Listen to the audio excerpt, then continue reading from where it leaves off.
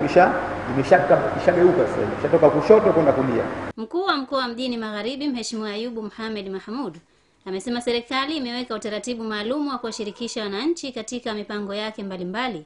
Hivyo kila taasisi iwajibike kuhakikisha mpango mkuu wa miji unafanikiwa ili kufikia matarajio. Sio maana yake kama ni chombo ambacho hakina dira au hakina mwelekeo au hakiwapendi wananchi wake. Serikali siku zote ipo na inafanya kazi kwa ajili ya wananchi wake. Kwa hiyo ni waombe wananchi wasishituke na hili, isipokuwa wakae tayari kushirikiana na serikali kuimarisha maeneo yao.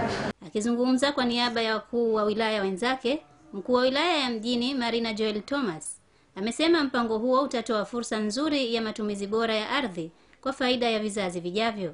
Tunaahidi kwamba kazi tutaifanya ipasavyo, tutasimamia vyema ili lengo lililokusudiwa likamilike.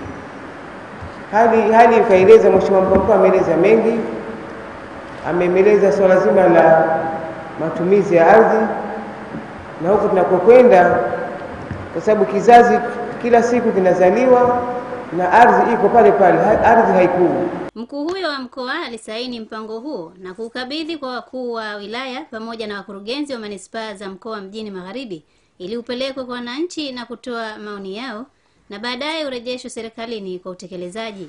Nikiripoti Maridadi Amani wa ZBC.